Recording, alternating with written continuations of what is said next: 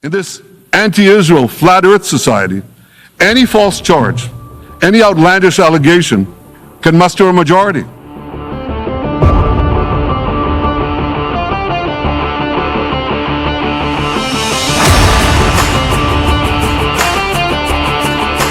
The fact that he's mentioning flat earth is a very good sign. That means he's starting to take that seriously.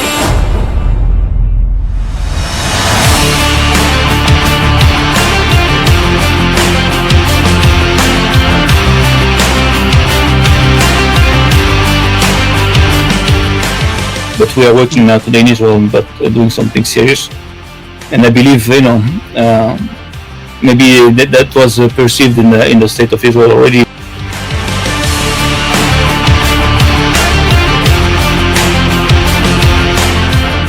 The one world religions, the globe, yeah, definitely. Yeah, it is. And that's why they are persecuting flat earth.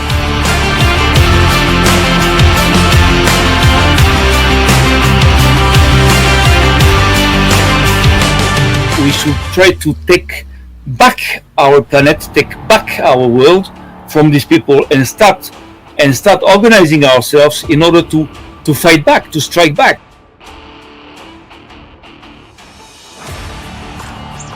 All right, guys. Hello everyone. Hello everybody in the chat. Don, so many good people here. No, Don, Eliyahu, Biblical Theology. I'm gonna shout out to everyone. Now, welcome to the show, Samuel from Jerusalem, good friend from Flat Earth. I really wanted to play this video because you said so many things that are important that everyone needs to hear, you know?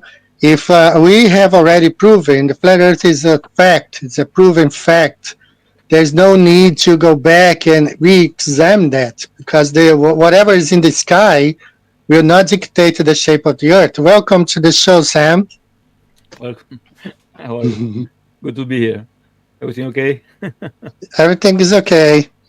So I really liked it, your message. I wanted to play. Actually, I had to shave off 3 minutes because StreamYard will allow me to play just 10 minutes of a video. So I had to trim off 3 minutes.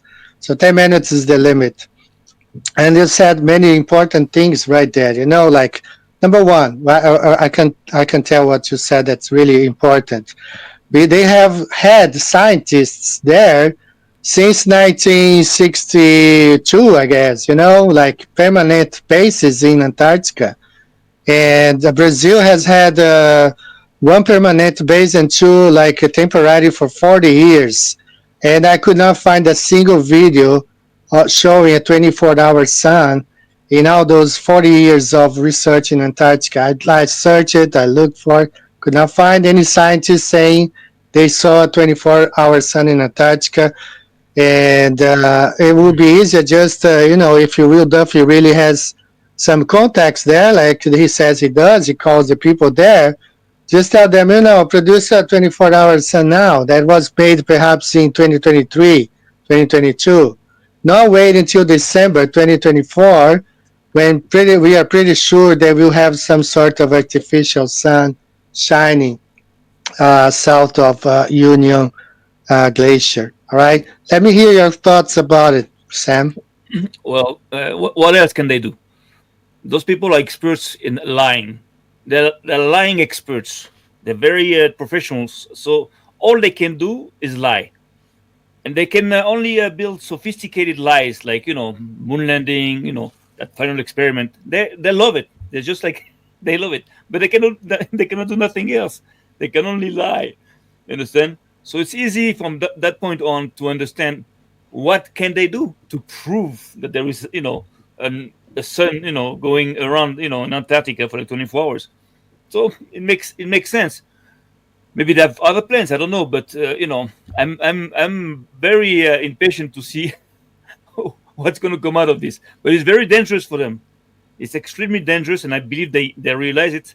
And I still believe there is a chance they might cancel that, because if they screw up on that one, this is going to be a big blow, against them, because this is no joke. If people realize that they've been faking that, whoa, that's going to turn against them. So they're taking a chance. They're taking a big chance. And now that I believe we've understood a little bit what they could, be doing there. So I guess it's, it's challenging for them a little bit.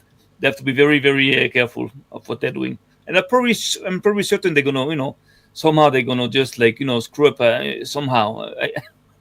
I know that. Yeah, because I think their plans already, whatever they had in planning, like they have already given us the fact that Jaron is not really working for Flat Earth. He's really working for the Globers. So that's already, a big giveaway. They gave away, like, before. We already know who is working with them. So, that was maybe a miscalculation from them, but it has become clear that, Jaron is not really a flat earther. Everyone can see that now. You have to realize also these people are not so intelligent. Don't believe they're smart, but not intelligent. Big difference. They have power because they have money. They have a big machine behind them, supporting them. But it's like a kid, like playing with buttons, like pressing things, and they're not that smart. If they were really intelligent, they would have never do what they do, So those people are not that bright, believe me. Despite the fact that they have means and everything goes for them. So of course I believe that there's a big chance that they're gonna fail. They're gonna just like they're gonna fall into that thing. But anyhow, we already we know what they can do. We know what they the means that they have, and we're ready for any kinds of surprise. uh, Yeah. so let's see what happens. But anyways, it doesn't change nothing. We know that the Earth has no south pole. So going there and saying that they saw a sun going around, it's ridiculous. It's ridiculous. So That's and right. and the thing is that you see that's the trap, because by inviting you to go, okay, let's go check it out. So automatically you have to betray. Just accepting the invitation is to betray flat Earth, because it is to accept the fact that there is a South Pole. What am I going to go there to see? What? There's no South Pole. So why am I going there? And you have Jaren say, okay, if you don't believe that's what's impossible, it's possible. I don't know what is. It's.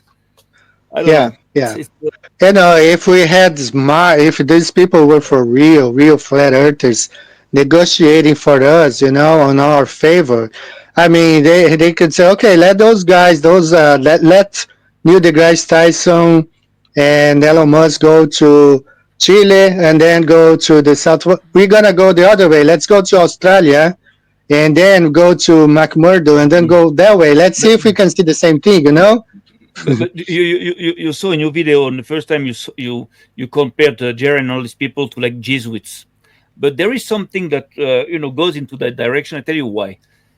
Because what they're doing is not, it's an old trick. It's like, first of all, you give credibility to somebody, and then you use that somebody to undermine what is supposed to believe in. For example, you have the Pope today, that is a Jesuit, the first Jesuit Pope, that is officially, the representative of God on earth. Okay. So as soon as you accept that, you're going to accept everything he says. And as soon as people accept that he's a holy man and that he's a representative of God on earth, then he's going to start saying things that are totally against the scriptures. Like, for example, in the scriptures, it is clear that, okay, it's a touchy subject, I know, but homosexuality is an abomination in the Torah and in the Bible, and people are like even subject to be killed for that. But now you have the Pope saying, homosexuality is not a crime. It's nothing. It's okay. It's okay. So how can you be the representative of God on earth and say the contrary of what's written? You see the same thing also in the world of science. They're gonna come and they're gonna tell you, okay, here's that guy that has a PhD, that is an expert and everything. And as soon as you accept it, then he's gonna start, lying and saying some nonsense. But you're gonna accept it because you believe that he knows what he's talking about. So it's the same thing with Geran. They put him, up there, Everybody loves him. He finds things, and then up, he betrays. You understand? So it's the same methods, to fool you. In my Exactly. in the comments, sometimes in the last video I put, on that picture that circulates on the web about the Earth. So there's a guy that came and say, "Oh, look, I'm an expert in this and that and that and that. And this picture is fake because of this and that, and microwave, technology doesn't work like this." And I'm not an expert, but I went to check, and it was exactly the opposite of what he was saying. That this is a microwave, technology using that method and that method. So these people are like, they're just like, they love to fool. They like to lie, and it's like, it's their life. This is their oxygen. This is terrible. This is It is. Yeah, they use their authority or their credentials to tell a lie. That's what I said when I had a pilot, yeah, here telling the Earth it was a ball. So, well, you're using your credentials to tell something that's uh, totally contrary to what we observe. The aircraft does not fly over a spinning ball going in 8 different directions at the same time. But he was using his credentials, to tell a lie, just like the Pope used his authority to tell exactly. something that's the opposite of what the scripture says. And I like the video. You made a video like you were next to Sodom and Gomorrah, right? You were Yeah, yeah. showing the city that was destroyed. So there is a consequence if the Lord says that does not please him, and he destroyed 2 cities, and now you have a pope saying, it's okay to do that. Mm. But you know that's funny because Torah, there's a saying that tells you, in Hebrew, is like, make your own rabbi, make your own master, like fabricate your own master. Don't take one guy that is going to look like a scholar to you, and he's going to, officially is a big rabbi. Don't take anybody that's already made. You have to make it yourself. What does that mean? It means that you have to find somebody that has the basis, to be able to be a great man, and to be able to be somebody that you can follow. And then you're gonna have to test him to see if he knows the answers of the questions you ask him. You can even try to push him to insult him to see how he's going to react. And actually, if he passes all those tests, so then you can say you made yourself a rabbi, you made yourself someone you can go after. But never take someone that's already made. That's like, oh, that guy is like, dressed like this. It's a rabbi. Let's follow what he says. No, no, no. The Torah tells you right up. Don't you have to test. You have to be careful. You have to double check, triple check. The people you have to follow, because this is so, we can be so easily fooled by so many people by so many ways. So again, that's makes sense. yeah. So guys, I have the pleasure of having Sam here from Jerusalem. He's Jewish, and he's going to talk a little bit about himself. And one of the reasons that I really wanted to have him here, because as you might have seen, Jeremy attacked me just because I mirrored a video that was initially uploaded by Brother Sanchez. And Brother Sanchez had that video there for like 12 days, had 18,000 views, and no comments from Jeremy. But once I uploaded that video, wasn't even my video, and he attacked me, and he attacked me because of my Christianity. And so having Sam here, I want to see if he's going to make a video about you because you're Jewish. Let's see if he's going to do that. I'm open. First of all, I believe that everybody is free to to feel whatever they want to feel about anybody. But again, as a flat earther, and as somebody that is respected, among the flat earth movement, I believe it's very irresponsible to spread like this divisions, and attacking parts of the people because of the religious belief. This is so Yeah, stupid. yeah. We're way above the religious belief. We're way above this. It's like we see through that guy. It's very easy to see through him. It's transparent. It's not. And we have to be careful. But anyways, don't you shouldn't don't be like offended by these people, because my grandmother used to say you only can get dirty by dirt itself. That's if you right. clean, if you clean, nothing clean can dirt you. Okay. So All right, before we're gonna move on to scriptures, how scriptures really back up the flat Earth, and even Will Duffy, like trying to prove the globe. It's trying to invalidate the Bible, and that's what he's trying to do. It makes no sense. So I made this, you know, he came up with this that heaven is outside the universe, and he calls himself a pastor. And at the same time, the leader, they want to send the leader as the flat Earth is this guy here who attacks 50 or 60% of the whole flat Earth community. Right there. So how can he even be speaking for flat Earthers if we are like 50% of the community? So I mean, this whole thing, it's a sham. And if you're falling for this thing, guys, I mean, if you're gonna leave flat Earth because of Jaron. All But right, so let's move on to scriptures, brother. It's all with you now. okay, what do you want to do here? What's the? So I do have some of your last video. I actually have saved the screenshots, and let's talk about it. And Okay, I have a very important Bible passage today. So here you have, King James Genesis 1:10, and the gathering together of the waters called the seas, and then you have the real meaning and the pool of waters he called seas. yes. The word mikveh in Hebrew is a known word. It's a pool of water. Actually, it's like it has to be it has to have some very precise dimensions, and it's a pool. So if it's a pool, it is enclosed, because gathering the waters doesn't mean much, because the waters are already gathered together. You cannot like separate it. Really, it's like they're already together. So it doesn't mean much when you read this. But if you read that it is a pool of water. Mikveh Amayim is a pool of water. It's very simple. And then you understand that the seas are also enclosed into walls. Of course, we're talking about Yeah, the it's seas. contained. It's contained. It's contained. Of course, it is.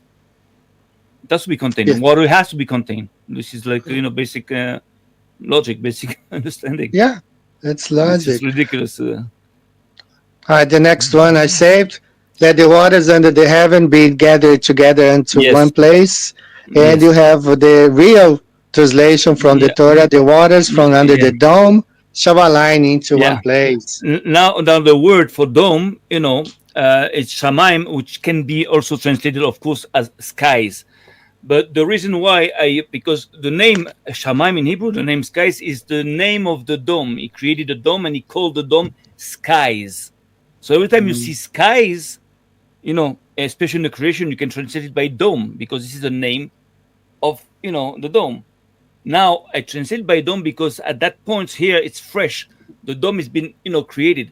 Like, for example, if you take the first sentence of the Torah, in the beginning, let's say like this: in the beginning, God created the skies and the earth. You can translate it: in the beginning, God created the dome and the dryness. You understand? And now you have a better understanding of the fact that everything was water, and that the dome itself, you know, took up the water and started, have the dryness appearing. So it's kosher to say that, because again, the skies is the name of the dome, just like the dryness is the name of the earth, and he called the dryness earth. So there's no problem. This is for better understanding. Now, so align into one place or to level up, it comes simply from the word ikavu. A kav in Hebrew is a line. A kav is like a straight line. So here it says that so the water should be as a straight line. That means they should line up, they should align, or they should level up, from under the dome or the skies towards one place, or into one place. Like if you want, let's say there is like water all over the place, and now God is creating like the ice walls, so the water is going to be leveled, but into like some kind of like hard walls like this. It's when you study it, you understand how it's been done, but it's very hard to understand the the power behind this. But this is very simple to translate. This is no problem. Yeah. No problem. Let's move on to the next one. Let me just hide this comment here. It's right in front of the slide. Okay, the next one. Thus the heavens and the earth were finished, and now the host of them. Yes. Original Torah. Then were finished the skies and the earth and their whole army. Exactly. So now the word army is never translated as an army, like a host. Like, doesn't mean nothing. A host, like, group of, things. So an army, when you translate it, it's very important because an army is made for war. You have to go to war. When you have an army, it is made for war. So now, it brings up some questions like, wait a second, was God now preparing for some kind of a war? Well, here it's the word army. Sava, it's army in Hebrew, So I tell you how to demystify this. Is that in fact what I've been saying in my other videos is that in fact after the creation was detailed, you understand that God created all this with an army of facts, that can repel all the attacks against the creation. You understand?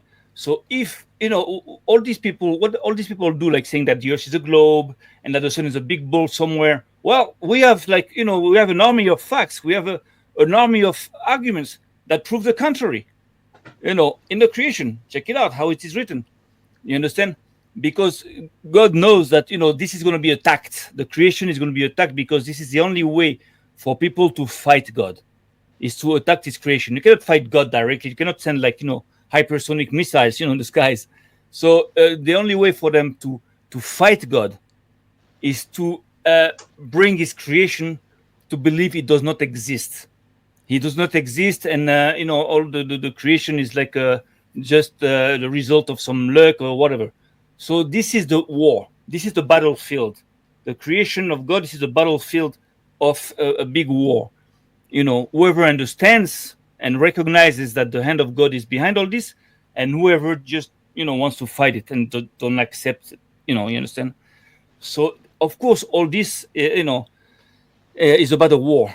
So for example, I'll give you an example. Look, you see in the Torah in the beginning, you see that all the plants, and the trees were created with a seed, his own seed inside of him that can bloom.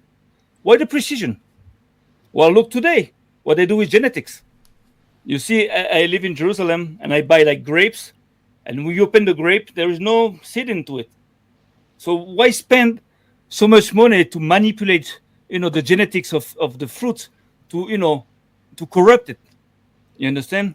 So there is a reason. This is also like part of fighting the creation, like creating something that God did not create. You understand?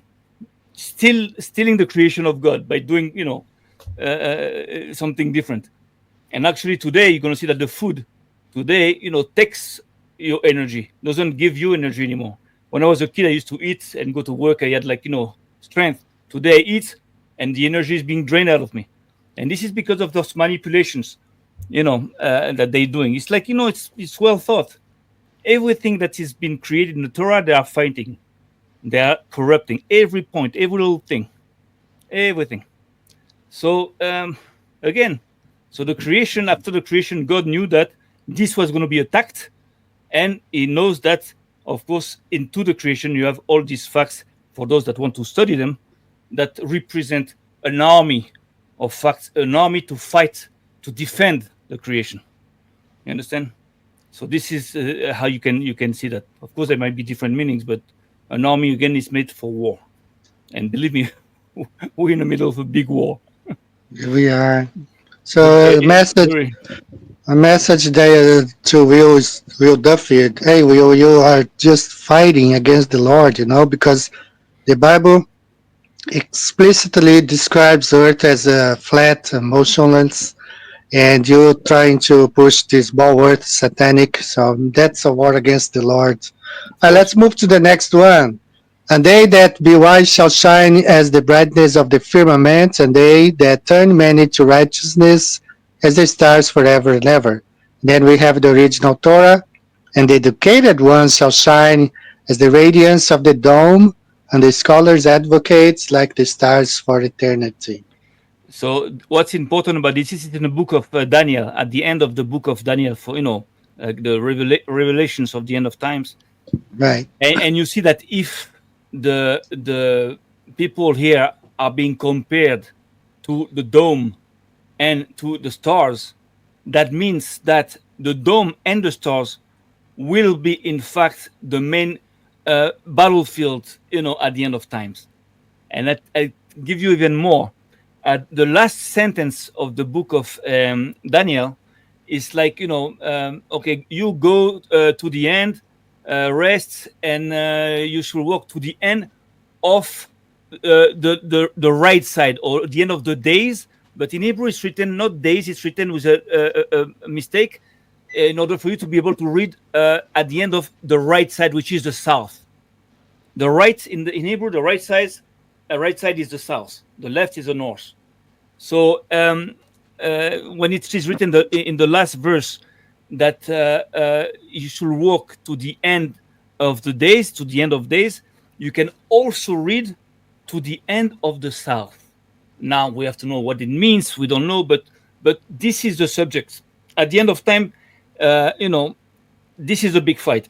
This is around the shape of the earth, and it makes sense because check it out. If tomorrow people realize how much they've been lied, everything is going to crumble. The whole empire is going to collapse. So of course this is very important for them to maintain the lies, because then people are going to realize why do they lie, and so it's a big war. It's a big war, and Let's move to the next one. He hideth himself on the right hand, that I cannot see him. yes, Original, the south shall enwrap, but yes, I shall not notice. yes. Yaatov in Hebrew is to enwrap. Yamin is the south. You can also read it the right hand, but it doesn't make sense. He wraps the right hand. No, it's just or you can translate God enwraps the south, but here you can also say the south enwraps. In Hebrew, you have a double meaning. So here, the best translation is the south enwraps, like closes in, and I cannot see. That means I don't notice it. I won't even see that it encloses me. So this is, those are like extracts of sentences. Then you have to read it in the context to see what it's about. But it's about the same thing, about the south, which is Antarctica. The south is Antarctica in the Torah. This is what it is. That's what I had in mind when I read, and then I immediately went to the flat earth map. I said, well, we are wrapped around, Of course. The south wraps around. Of course. Yeah, perfect. All right, let's move to the next one. Am I a sea or a whale that thou saidst, I watch over me? The original. Am I the sea or a crocodile that you should put on me an enclosure?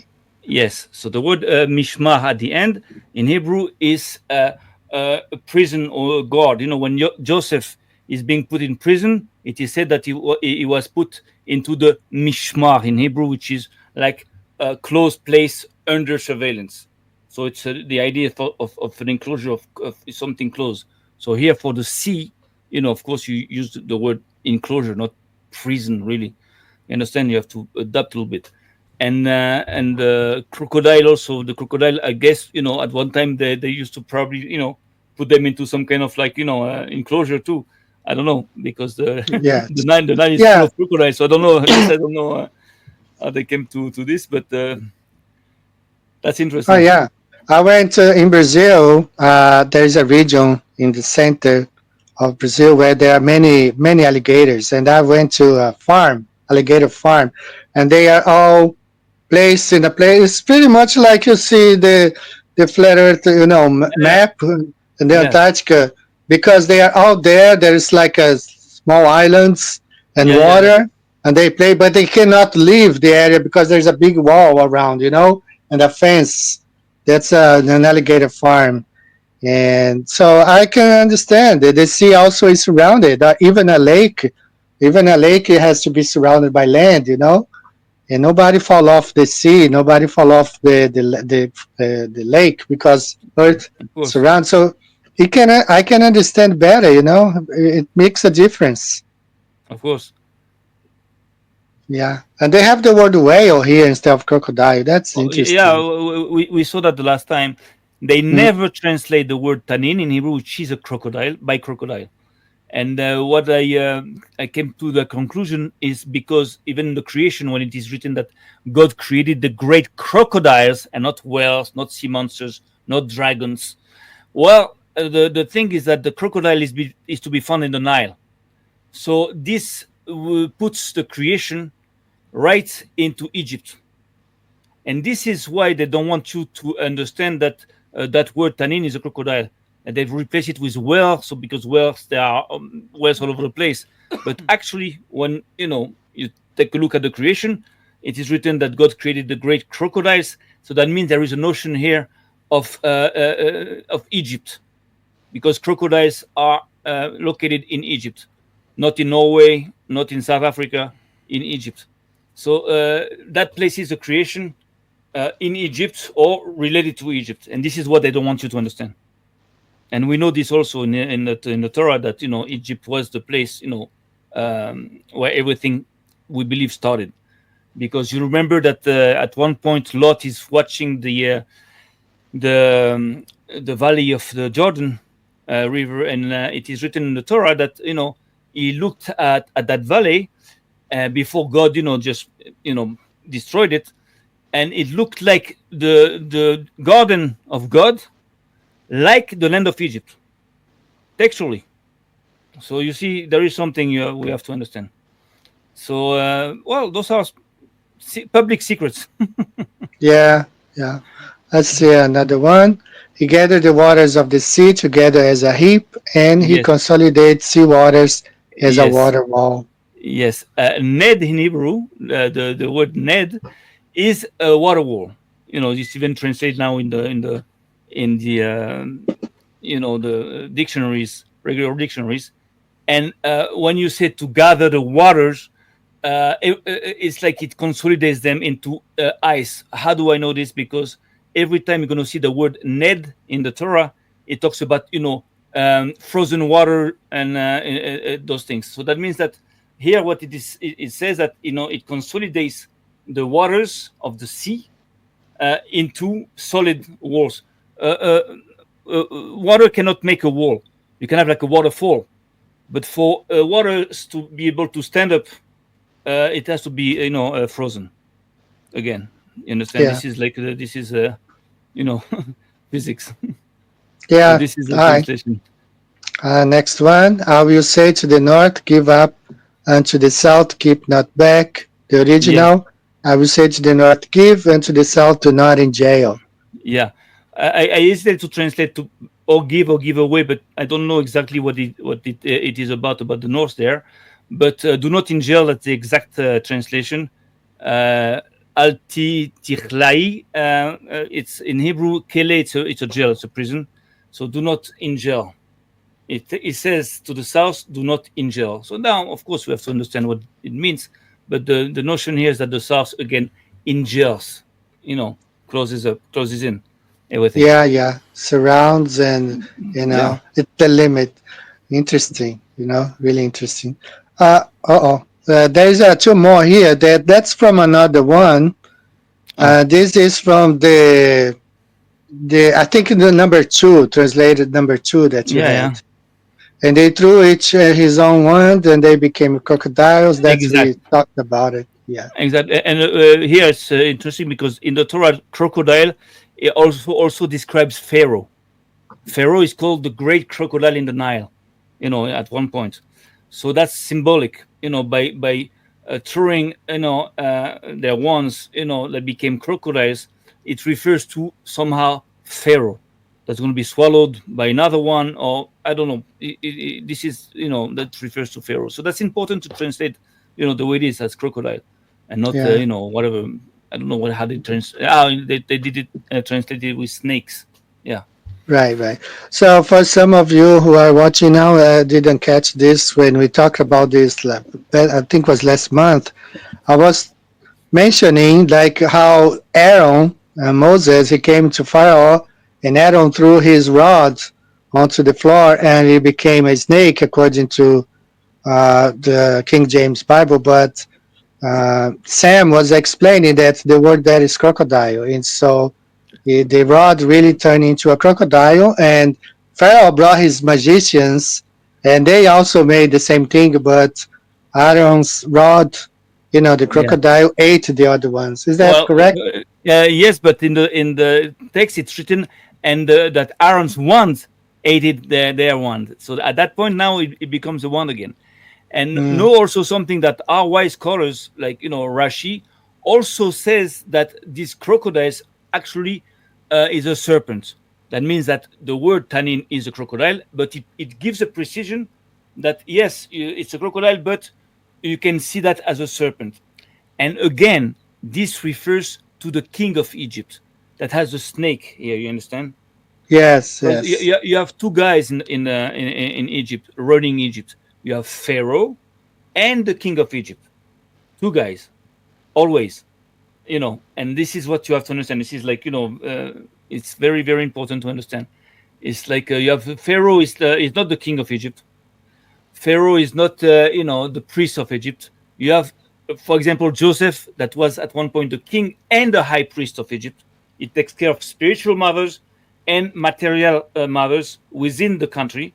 And Pharaoh is like the lord of Egypt, like the god of Egypt. Takes care, I believe, to the international matters, like outside the boundaries of Egypt. You understand? So this is important to understand how it works. So Uh, again, there's so much so much I could talk about I it. have one more from the number two. Yes. This one, there shall Oh, be luminaries in the dome of the dome. yes. So here is very easy. There should be luminaries. Berikia Shaman, that means in the dome of the skies or the sky's dome. But again, since the word skies is the word that describes the dome, so now you can also translate the dome of the dome. And it's a better translation to understand that actually there is a dome and there is a dome of the dome. That means there is a layer in between those two, domes, because it's not written that there will be like luminaries into the dome. No, in the dome of the skies. That means in the dome of the dome. You understand? So just to let you understand that there are like two layers. There's a dome and there is another one, or it's the same thing, but they want you to understand that there is like a layer where those luminaries are like moving. Now I don't know how it works. I'm not. And I put this picture because officially this is the eyes of thought, I think, and the eyes of Ra that represents in the Egyptian beliefs the sun and the moon. Your one eye is the sun and the other one is the moon. So if it's true, that's very interesting because when you look at that eye of Ra, or whatever you want to call it, if the eyeball is actually a sun or a moon, well, you see that it is enclosed into also a layer, something. Above it, there is also like some kind of protection that can be seen as a dome. But most importantly, that you can see a straight line going down and another one going on the side and going around. And that reminded me what we've already talked about, that in the book of Ecclesiastes, it is written that the sun goes around the north and along the south. You understand? So here you have two movements. One goes along and one goes around. So I don't know. I saw here the potential of maybe a deeper meaning. So I just, threw that here and see if Yeah, yeah. smarter people on us can understand that. All right, so let's check the chat here for a bit. So Sam is here giving some explanation of some of the biblical passages that actually confirm Earth to be flat and stationary, not a spinning ball in space. So, hello everyone in the chat. Let me catch up here. Flat Earth Patriot, Dawn, full-blooded Christian. If you guys have any questions, welcome to ask any questions to Sam. He is open. He wants to talk to anybody. Doesn't matter. I wanna mention to you, like on your conversation with MC Toon, he was telling you about the sun that goes into the ground. Then you said, oh, the Hebrew passages says that it goes away. Can you go Exactly. over a little bit that? Well, never in the Torah you're going to see that the sun goes down or up. There is no such thing as a movement of going up or going down. The words being used that are translated like this as sunrise and sunset is actually the sun shines and then the sun comes. So it is come. So what does it come to? So actually, it shines all day long. It shines, and when you see him disappear, is that he's already on his journey back. He's coming back.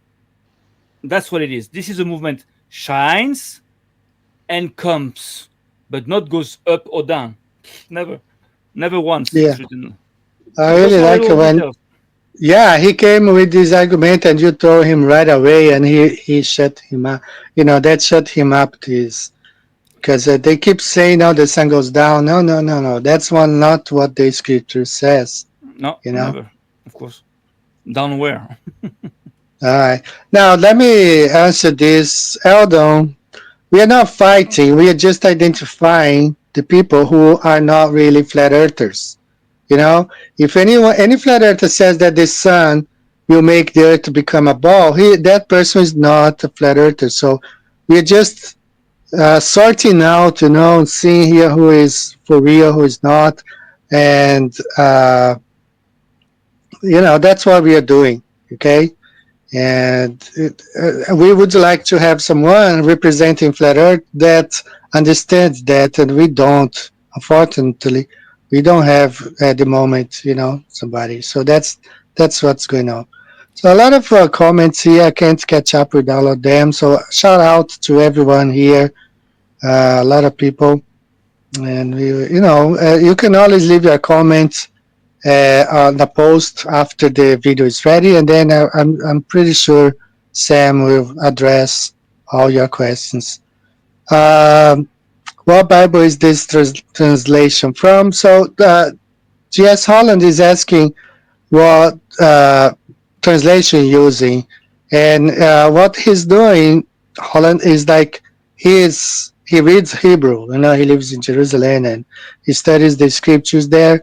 So he's showing the other meanings that the words contradict sometimes what the real Bible says to what the translators have, given us.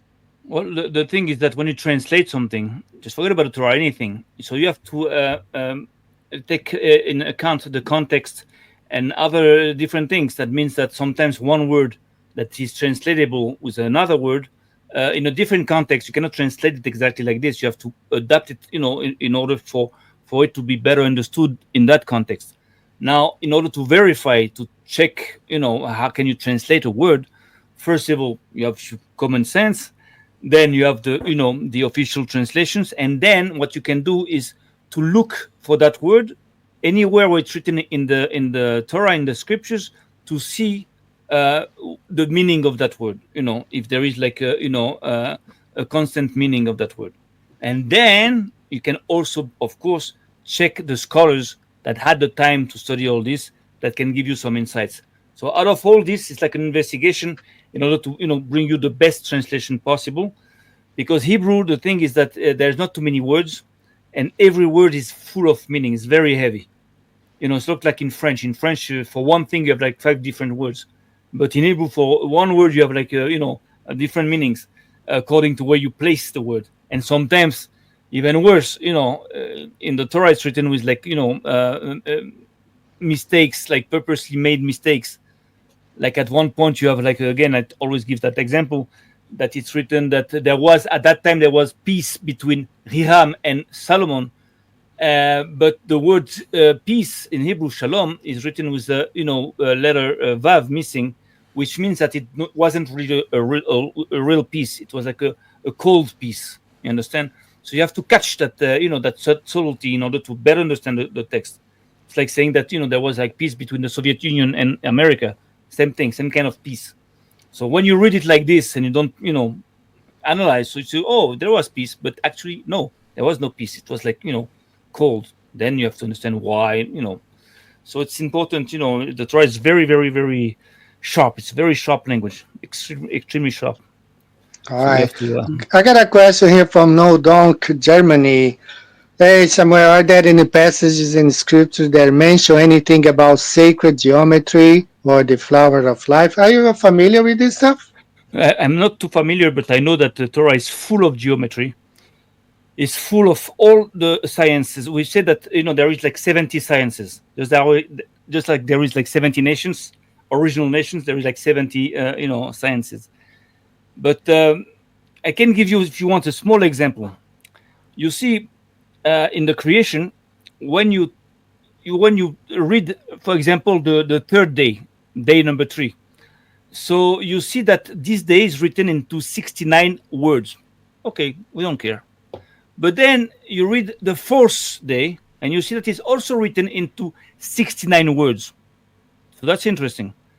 Then the other days don't match. It's like different numbers. But now, when you come back and you read the number of words that compose the day 1 and second day, boom, another 69 words.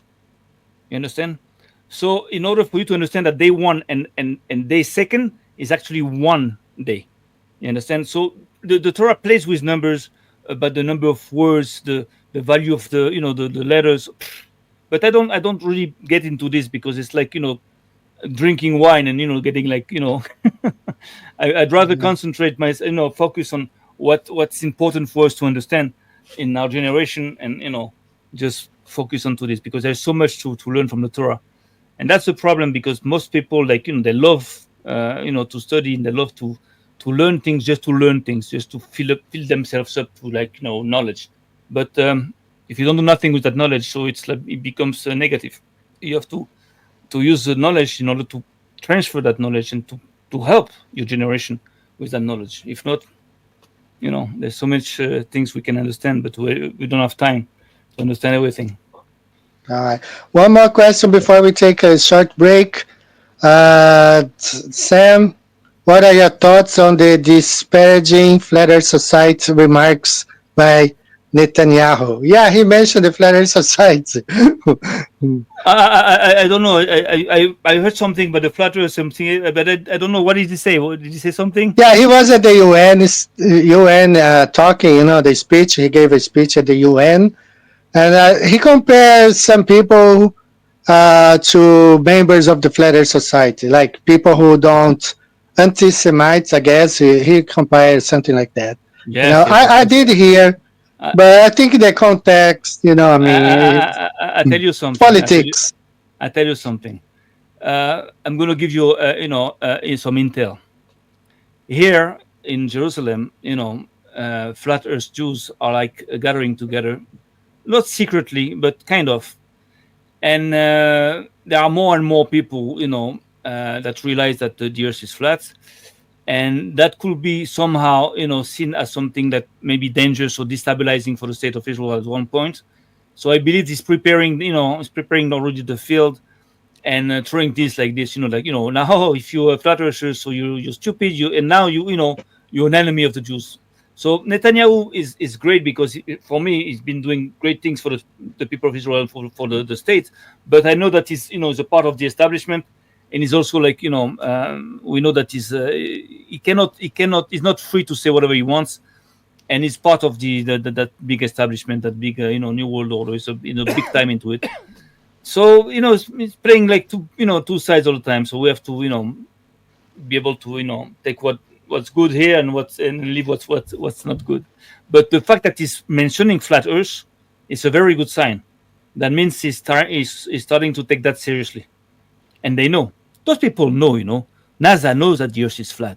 The Vatican knows Netanyahu knows, Putin knows, the KGB knows, the CIA knows, everybody, our enemies, they know that the Earth is flat.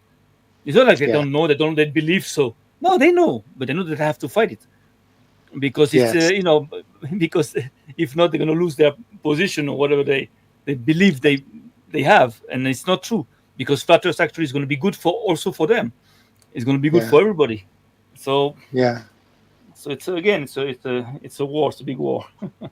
Yeah, flat Earth will expose their lies, so they gotta keep people blind, Of course. All right, I'm gonna play a song here, short break. Okay, I'll be back in 4 minutes. All right.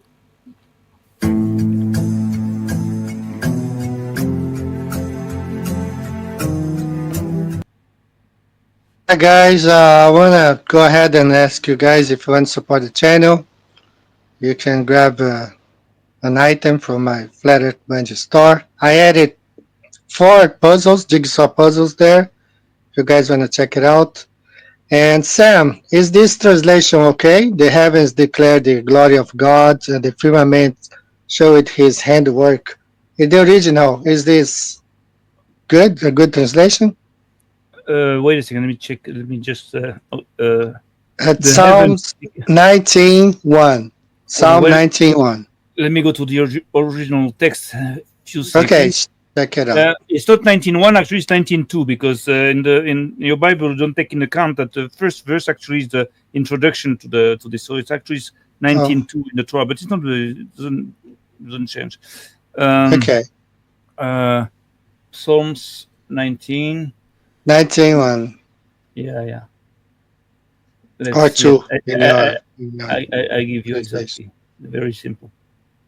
That's very simple. Okay. Here we are. Tehillim 19. That's the verse that's written on the von Braun's tomb, right? Yeah. So Hashamayim mesaprim. So the skies or the dome, because again the sky is skies is the name of the dome. But let's go with the skies. The skies are telling God's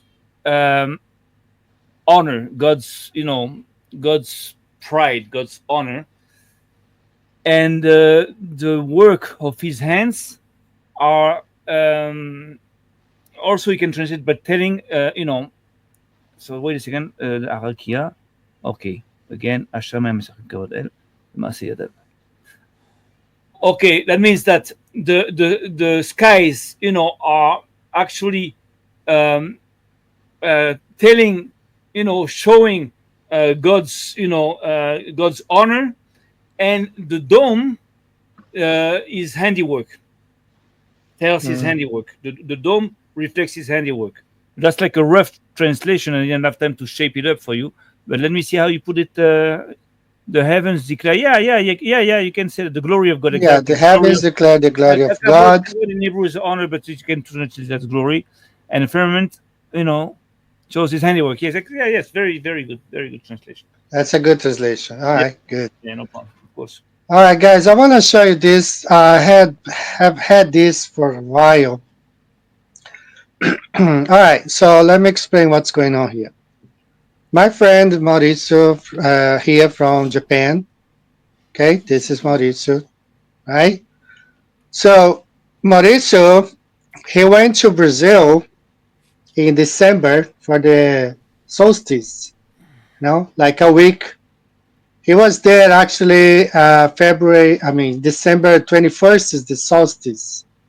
It's when the sun reaches the Tropic of Cancer, the farthest before coming back. So he filmed, while he was there, he filmed the speed, the speed of the sun, right? So what he did now back in June, during the June solstice, he went to Okinawa, right at Cancer, Tropic of Cancer, and he filmed the sunset, and then he compared the speed, So here, in this image right here, it's Okinawa. It's Okinawa. And here, it's Tropic of Capricorn in São Paulo, Brazil. So the whole video, of course, I'm not going to play. It's like almost 2 hours because he's filming the sunset, proving that the sunset at in the Tropic of Capricorn during the solstice that gets darker faster than here in Cancer. So of course the video lasts like almost 2 hours. I'm going to go ahead and fast forward. Then he stops, he drinks something, he's drinking while he was filming from Okinawa. At the same time, he was showing the video. The same time, he started like 5 p.m., something like that, or 6 p.m. in Brazil and 6 p.m. in Okinawa. So the most interesting part is here, right? See, it's already getting dark in Brazil at Tropic of Capricorn. Okay, it's getting darker and darker. Same time, he was filming the same time, and this is Okinawa. Okay, and then you see it's already dark in São Paulo, Tropic of Capricorn, 1 week after summer, the December solstice, and this is 1 week after the June solstice at Cancer, right? You can see, like in São Paulo, it was already dark, and Cancer here, Okinawa, we're still day, evening, falling. But look at the difference between São Paulo, okay, Tropic of Capricorn, 1 week after December solstice. It got dark really fast. Here's Okinawa, Tropic of Cancer, 1 week. And he shows Okinawa, he goes to another place. He says it's still daytime. He goes to another window. He shows, like the sun is setting, still there. But in São Paulo, it got dark really. So it finally gets dark in Okinawa, like way after it had gotten dark in São Paulo, Brazil. So this is an observation that shows that the sun moves faster at the Tropic of Capricorn in South America compared to the Tropic of Cancer in north, in the north. So, all right, that's what I had promised to show this video, a couple of weeks ago. I kept forgetting, but that's the another proof that we have that the sun really moves faster. And I want to show one more thing here. I did show last week, but I want to go ahead and show this again. We close this window, close this picture. And this is, again, the time zones, all right? We have 19 time zones in the center here. Around the North Pole, we have 24 time zones along the equator and approximately 32 to 38 time zones beyond the equator. And we also have eight constellations, modern constellations. 36 lie predominantly in the northern sky, and the other 52 predominantly in the southern. So it shows that the south, beyond the equator, it's a much greater mass of land than here. So it's impossible for the sun to be doing a 24-hour sun in Antarctica in any point. It has to be faked. That's why they are waiting until December 2024. They could not produce a 24-hour sun video back in 2014, 15, 16, 17, 18, 19. Up to 2023, they were not able to do, but perhaps, and I heard someone saying that perhaps they were going to have this fake sun there permanently, like every December people can go and see and say, oh yeah, Earth is really a ball. Don't know. What's your take on that? I tell you something, when you analyze, these people's, mind, you see there is two things they can do now. They can actually, of course, like have like an artificial sun to, to prove that the Earth is a globe. But don't forget the biggest thing that's going on is the UFOs. Today in the world, there are UFOs. People are seeing them all over the place, so it's real. The only thing that's not real is that they don't come from outer space, but they come from here. And what you have to understand is that that UFO program was started with the Nazis. The Nazis had a UFO program, and they started, working on this. And actually, look at the scam. Actually, von Braun and all the Nazis that were converted, recycled into like scientists in the NASA, were not rocket scientists. They worked in the UFO Nazi secret program.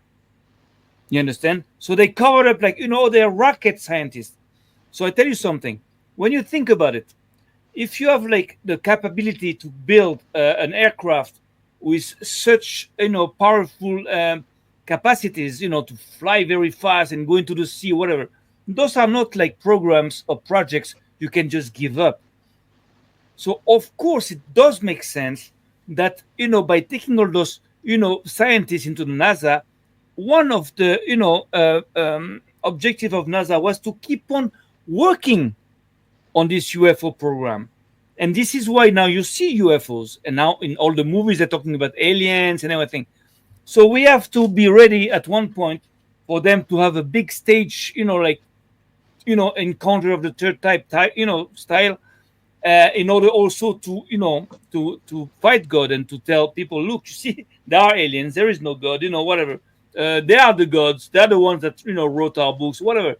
So there is something big going on, because it's like for like 80 years, those people are working on that technology, and it's here, and we have to take this into account also, because, I tell you something, it's not that complicated to have like some kind of a encounter. You have like UFO coming in, and you can have like somebody that comes out like, somehow like genetically manipulated, modified or something with another eye. They're working on this for like, decades, like to make like chimeras. I heard like, Yeah, so you can have like a big stage, a big thing that will fool a lot of people into believing actually that there is no God, and there there are aliens coming from outer space.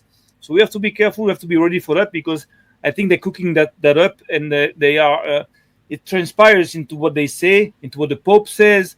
The Pentagon says, now we know that there are aliens. We didn't want to tell you so far, but it's also they're preparing people for this. So we have to be ready. And I believe one of the reasons why they spend so much money into having people believe that there is no dome is that, of course, it might be because of this. Because if there is a dome, there's no aliens. There's no aliens from outer space. You understand? So yeah, we have to be careful of what those people can do. I believe they have the capabilities to to stage something used like this at one point. So yeah. there's no limit. But they won't succeed. But they can make a lot of damage on their way down. That's the point. That's the point. Yeah, they can, they definitely. And it's interesting because just before I started the show, I was listening to this politician. Capabilities of traveling light years, not showing a heat signature, and the energy capabilities of that. That would put the Pentagon out of business. We wouldn't be fighting these worthless wars overseas over oil. So he's basically telling about this capability of these aliens. We would not be fighting any wars, It's just like that speech that Reagan did at the United Nations, We all come together, whatever. Yeah, that's the one world system they are trying to bring upon We us. have to be ready for this. It's going to be like hard times, because people are going to believe into all that nonsense. But they're working hard on this, and to work for like 80 years, secretly on such a program. You have to be something huge is going to come out of this. We have to be ready for it. I believe it's gonna come out sooner or later. It's going to come out. So Yeah. let's see what happens. But not be afraid. Just Yeah. just be ready. We have to believe the scriptures. If we do believe the scriptures, we will not be deceived. No, that's it. That it's written all over the place. There will be people that will understand things, and people that don't want to understand things, that they just don't care. There's a difference between the livings and the dead people. It's in the Torah. Because if you don't want to understand and don't care, you're not as a human being, you're not you're dead already. A human being is made to learn, is made to grow, is made to understand, to research, and to care. Yeah. So, So someone posted really interesting. The one word religion is the globe. Yeah, of course. definitely. Yeah, it is, and that's why they are persecuting flat Earth. So, guys, whatever Jaron comes back saying, you know, anything those guys Will Duff says, the Earth is a globe or whatever. It's anything that goes against the scripture. We should disregard, throw out. Those people are not really working for the creator. That's an unfortunate truth, and we have some people inside Flat Earth sometimes promoting these globe lies. But Sam, it was a pleasure having you here today. All right. For the people who were watching and participating in the chat, Sam is of Jewish descent. He lives in Jerusalem. He is, I don't know how to say the word. Sephardic, Sepharad. Yeah, I don't know, man. It's so hard. Sephardic Jew. Sepharad in Hebrew means Spain, like or the south. That means that there are Jews that were living among the Arabs, and Jews that were living among the northern people in Europe. So this is two different two different mentalities, two different Yeah. kind of Jews. So Sephardic means like people that are from the southern part of the world. If you can see Yes. that, you can see like this. Yeah, yeah. So I first heard of him couple 2 years ago, I guess, when you were searching, where you were still questioning. Yeah, Well, why is the media attacking flat Earth? And I found it so interesting because you were on a quest. You're trying to know the truth. of course, you have to go slowly, point after point. You cannot just like accept anything. So slowly, I realized that of course, the NASA was lying, that the media was investing trillions into like a big crusade, to discredit flat Earth. And I realized that okay, if you believe that flat Earthers are like crazy or stupid, okay, leave them alone. There's lots of other stupid people in the world. Like, why don't you go after them? So all that was suspicion. Then we checked the Vatican and then the Torah, and then of course now we are obliged. Even if I don't want to, I have no other choice than to believe that the Earth isn't the globe. I wouldn't be honest. But I tell you something. You know, I'm a newcomer into the flat Earth movement, and I also analyze and investigate the flat Earth movement, and I see all over the place. There's like good people like you, like David Weiss, like a lot of people like bringing generating masses of proofs that facts that the Earth is not a globe and that the Earth is flat. But at one point, I am again, me, I'm saying, okay, now that we know this, what's next? What's next? What do we do next? Because we can go on like this, try to prove things, and of course, bring people and more people to the cause, which is good and which I believe we should do. But I believe that now we should do something.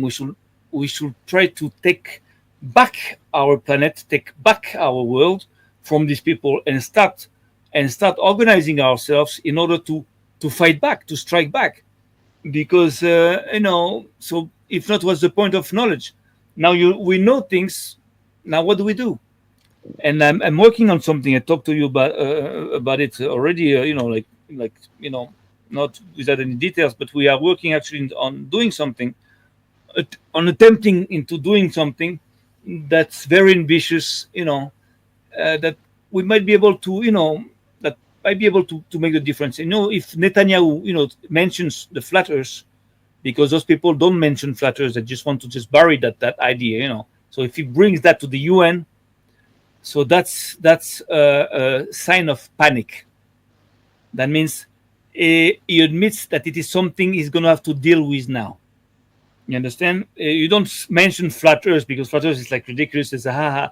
But for a head of state like the state of Israel going to the United Nations and pronouncing the words flat Earth, it's an admission that now it becomes serious, and it becomes it's an admission. It becomes a threat and something that we have to demonize. And now by calling the flat Earth people like anti-Semitics. Yeah, Can you, yeah. can you imagine? Well, where does it go? Like so they don't have nothing. Well, what can they say? What can they do?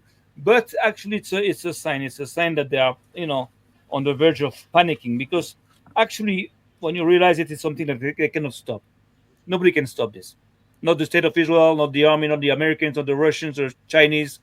Nothing. Nobody can stop it. It's like a tsunami coming, and they know it. All they want to do maybe is like to try to, control it or deviate it, but they cannot stop it. They're gonna have to deal with it, and the more it grows, and the more it's gonna, it's gonna be very dangerous for not for them, but for the evil, establishment, behind them. So that's a reality, and that's why I'm concentrating. I'm trying to focus on what to do. We have to do something. We have to organize ourselves. We have to attempt to do something, even if we don't succeed. It doesn't matter. Even if we have like one chance on 1,000 to succeed, so let's fall like 999 times and then succeed. But we have to fight. We have to do something. If not, what's the point of knowing things? In that case, I don't just leave all that and just go fishing. But knowing all this, we have a responsibility. Knowledge comes with a responsibility. It's not easy. When you have knowledge and when you know that there's you're in danger, people around you are in danger. So what do? If you don't do nothing, somehow you can be like a accomplice of the system, because you don't do nothing while knowing what's going on, because other people don't do nothing because they don't know, but we know. And if we know and we don't do nothing, it's even worse. It's even more serious, more. So I believe we have to do something, and we're going to do something. We're working on it, and maybe in the next few weeks I'll tell you what we are planning to do. But we are working now today in Israel, but doing something serious.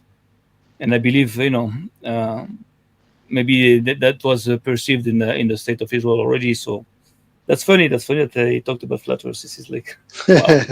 This is great. Yeah, that's interesting. All right, guys. Thank you, everyone, for being here today. So many good people. Alan, Derek, Nelson, Don, Silver D5, Full-Blooded Christian. It's okay. We didn't agree with every point today, but we all agree to things. We live on a flat, non-rotating, stationary Earth made by the Creator, the Lord. All right, so God bless you guys. I'll see you next week. I'm going to close with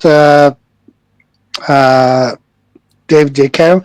So, Sam, I'll see you back sometime, perhaps next month again, okay? Once a month and once every 2 months. We'll be in touch.